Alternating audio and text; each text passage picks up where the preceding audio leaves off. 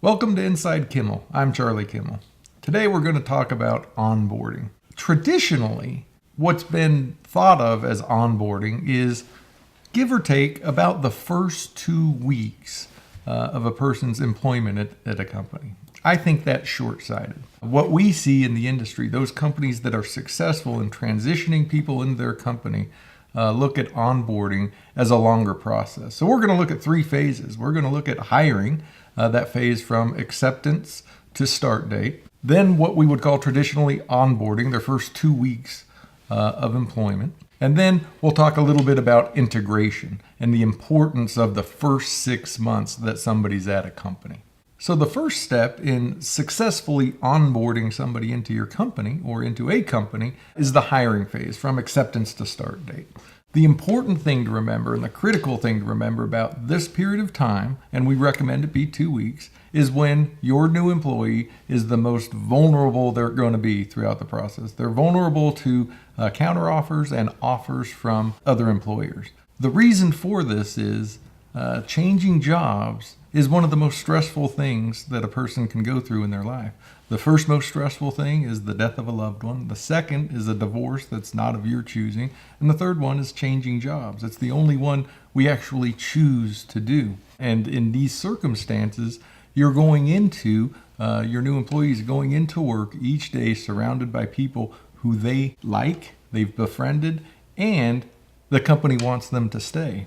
What makes this so difficult is that you don't have a presence there. And if you don't keep in contact with them, you're liable to not even get to experience the actual onboarding process. So what can you do to make this process a little bit easier and a little bit smoother? The first thing we would suggest, and that we found to be a very successful tool, is to make your new employee aware of the discomfort they're going to go through while they work out their notice. Just by naming the elephant in the room and letting them understand that you know what they're going to be going through can go a long way in solving some of that stress and relieving a little bit of that vulnerability. It also opens it up to a telephone call and a dialogue when it does get difficult. So we would suggest definitely making them aware of it, but then be diligent and vigilant in staying in contact during that time period. There's a number of things you can do. Just reaching out and calling and asking how it's going is important. Asking them what types of restaurants they like, and having menus for them when they get there, or what color of vehicle they would like if they are going to end up having a company vehicle. If their spouse has any hobbies, if they have any hobbies. We recommend trying to stay in contact, if it's a 2-week period of time, at least a couple of times per week. If you do that, you remain in the person's mind, they become less vulnerable, and you become seen as somebody who is very interested and excited about having them come on board. The second phase of the onboarding process is the actual onboarding process, or what people would traditionally call the onboarding period of time, and that's the first 2 weeks. Now, what's critical to remember about this period of time is this is the most awkward period of time. This is the period of time where your new employee is most likely to decide that they don't want to do this, that they might want to do something else. You have to remember they're coming from an entirely different situation into an entirely new world. So they are going to be uncomfortable during this time. So what are some of the things that we see successful companies do in this process?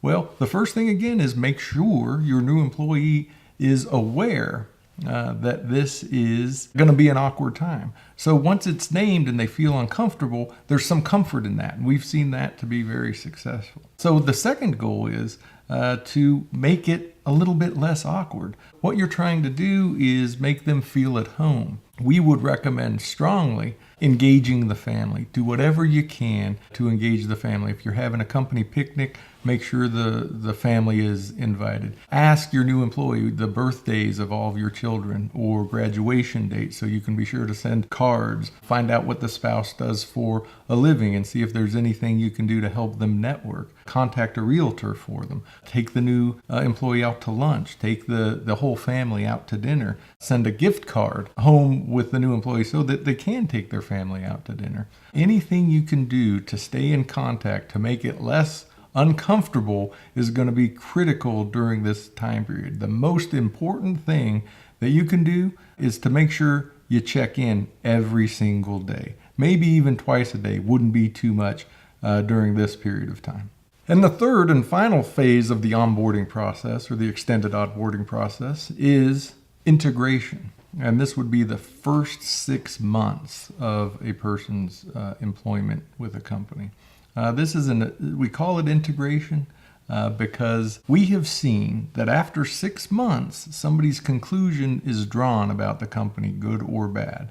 And that's what they're going to think from that period on. So during this period of time, they are the most malleable. So take the energy to show people that this is how your company is, and making sure they understand the culture, what you're trying to do, what you're trying to go for, and what their role is with the company. You get this done in the first 6 months, you've got a really good chance of having a solid employee integrated with your company. So some of the tools that we've seen companies use to have successful integration of a new employee are one-on-ones, weekly one-on-ones, which is just simply a weekly meeting with their manager to go over everything that's happening. It's as much of an emotional check-in as it is a professional check-in, just to make sure they're integrating into the company well, obviously talking about the projects that they're working on as well. So the first one-on-one meetings,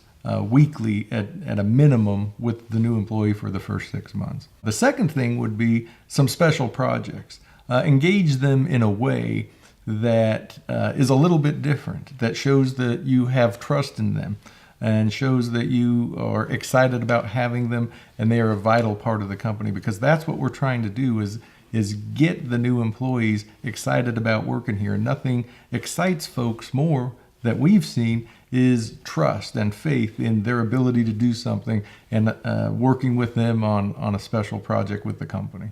And thirdly, the most useful tool in the integration process would be a 3, a 5, and a 10-year plan. Have a meeting sometime after the first month to 3 months. Sit down with the new employee and ask them, where do you see yourself with our company in 1 year, in 3 years, 5 years, 10 years? It serves a lot of purposes. The number one purpose, we believe and we've seen, is that the new employee gets to see and hear that the company wants them around in 10 years and that they're in the plans of the company in 10 years. There's something about that makes people feel included and feel excited. Secondly, it lets you know, hey, wait a second, maybe we're not on the same page. If this person's 10-year plan or 3-year plan is completely different than what you think it might be, it allows you to adjust and have that conversation now prior to there being a surprise later. This is a process that gets people engaged in the company, excited about the company, and after that first 6 months that they've been there, they feel like they're a part of something and they're going to be around for quite a long period of time. Thanks for watching Inside Kimmel. I'm Charlie Kimmel. We hope you learned something.